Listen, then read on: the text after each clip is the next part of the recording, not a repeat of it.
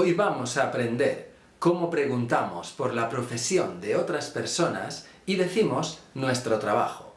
Para preguntar por la profesión de otra persona, tenemos normalmente dos preguntas posibles. Una, ¿dónde trabajas? Otra, ¿a qué te dedicas? Con la pregunta ¿dónde trabajas?, lo que expresamos es el lugar de trabajo. Por ejemplo, ¿dónde trabajas? Trabajo en Barcelona. Con la pregunta ¿a qué te dedicas?, expresamos la profesión. Por ejemplo, ¿a qué te dedicas? Soy profesor de español. Para hablar del trabajo, podemos conjugar el verbo trabajar. Yo trabajo. Tú trabajas. O la forma formal, usted trabaja. Él, ella trabaja.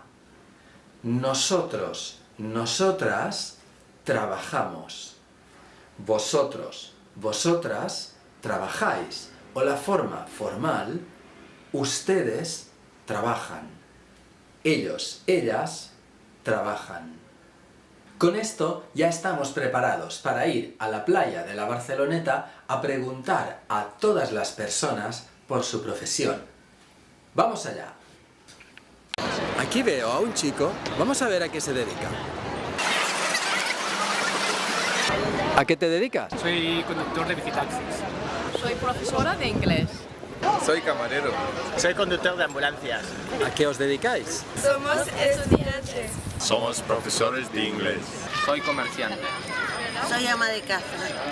Para mantenerte al día de los últimos vídeos que publico en mi canal, suscríbete. Tus comentarios y sugerencias para próximos vídeos son muy importantes para mí. Comenta, suscríbete, dale a me gusta.